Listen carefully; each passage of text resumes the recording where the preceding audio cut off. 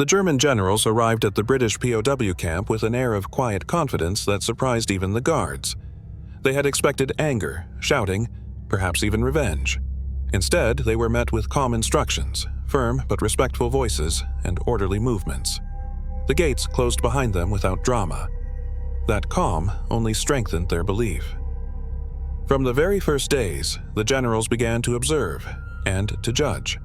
British soldiers stood at their posts without raising their voices. Orders were given briefly, without ceremony.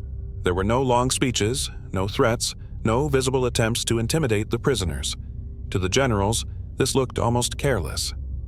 "These men don't understand authority," one of them whispered during the evening roll call.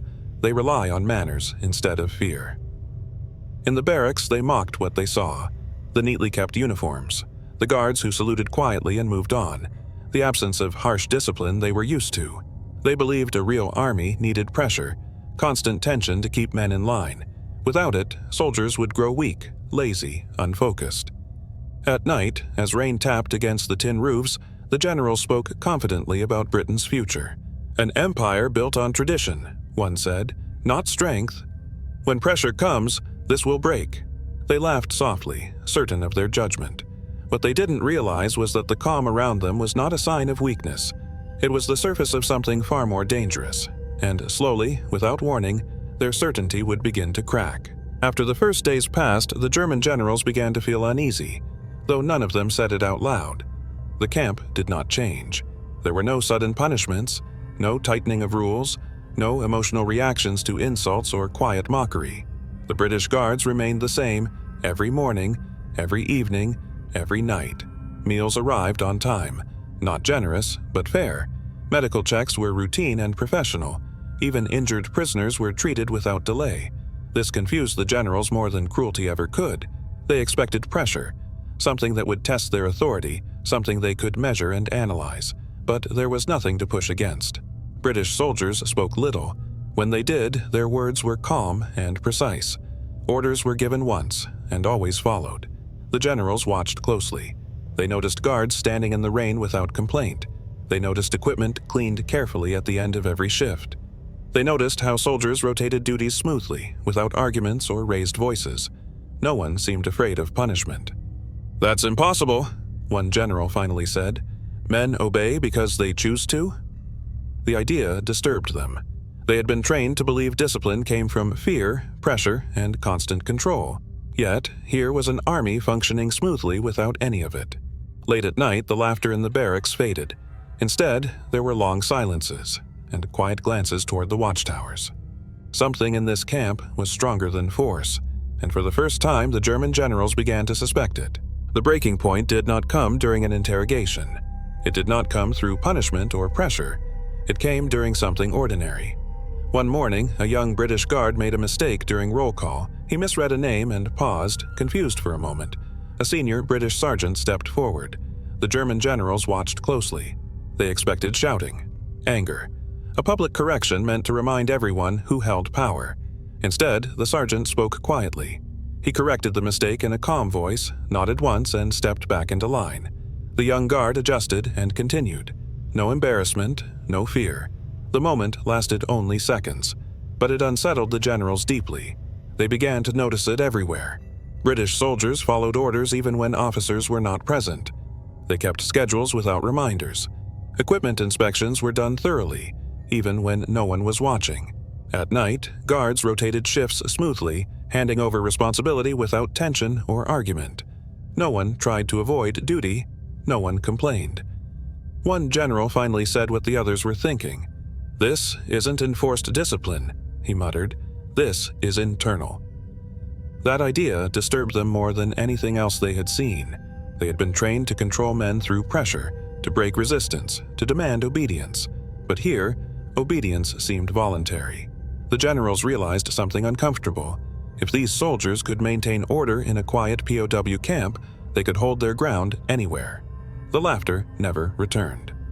Now, when British soldiers marched past the wire, the generals watched carefully, not with mockery, but with calculation, and a growing sense of respect they never expected to feel. By the fourth week, the German generals were no longer just observing. They were listening. The camp had settled into a rhythm so steady it felt permanent. Days passed without incident. Nights were quiet, broken only by footsteps and distant wind moving across the wire. One afternoon, during a routine inspection, a British officer paused near the fence. He wasn't there to interrogate anyone. He wasn't checking for violations. He was simply supervising. One of the German generals stepped forward. The guards tensed slightly. Not aggressively, just alert. The officer raised a hand, signaling calm. The general spoke carefully. "Why do you run this place like this?" he asked. "No fear, no pressure, no humiliation." The officer considered the question for a moment. "Because fear doesn't last," he replied. "Discipline does." The answer was simple, almost disappointing, but it stayed with them. Over the next days, more quiet conversations followed. Nothing dramatic, no speeches about victory or defeat. British officers spoke of responsibility, of keeping order under pressure, of doing the same job every day, even when no one noticed. One evening, a general watched a guard share his tea with a younger soldier standing night watch. No cameras, no audience, just habit. It was then the realization became unavoidable. These men weren't disciplined because they were watched. They were disciplined because they believed in what they were doing. That belief, the generals understood, could survive bombings, shortages, and years of isolation. And suddenly, Britain's endurance made sense. By the 5th week, the German generals stopped pretending. They no longer spoke about British weakness, no more quiet jokes, no confident predictions about collapse. Those conversations had ended without anyone announcing it. Instead, they watched. They watched British soldiers line up every morning, uniforms worn but clean, movements synchronized without command. They watched guards rotate posts in silence, each man stepping forward exactly when expected. There was no rush, no delay. One rainy afternoon, an air raid siren sounded in the distance. Far away, not a direct threat. The camp did not panic.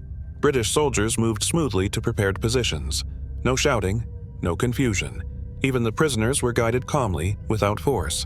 The generals noticed something chilling. These men had practiced this, not for show, but because they assumed it would happen again. Later that evening, one of the generals spoke quietly, almost to himself. "They don't react," he said. "They prepare." That difference mattered. They realized Britain had not survived by luck or emotion. It had survived by routine, by doing the same disciplined actions day after day, even under pressure. The generals thought back to their own training. Speed, aggression, overwhelming force. And they understood the flaw. Aggression burns fast. What they were seeing in this camp burned slowly, but endlessly. That night, none of them slept well. They were beginning to understand why Britain had never broken, even when it stood alone. And the thought unsettled them more than defeat ever could. By the 6th week, something had changed. Not in the camp, but in the men watching it. The German generals no longer stood at the fence out of habit. They stood there with attention, with care, with an understanding they hadn't expected to gain in captivity. British soldiers continued exactly as before. No celebrations, no displays of victory, no reminders of who had won or lost. The routines remained steady, almost stubbornly unchanged. One morning, a column of British troops marched past the camp on rotation duty. Boots struck the ground in a measured rhythm. Faces forward, no eyes drifting toward the prisoners. The generals watched in silence. There was no arrogance in the march, no need to prove strength. It was simply work being done, the same way it had been done yesterday and the day before that. One of the generals finally spoke, his voice low. "They don't need fear," he said.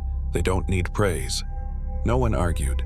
They understood now why Britain had endured bombings, isolation, shortages, and years of pressure, not through dramatic moments, but through consistency, through men who showed up every day and did their duty whether history was watching or not. When the soldiers disappeared beyond the trees, the camp returned to its quiet routine. But something remained. The mockery was gone. In its place was respect.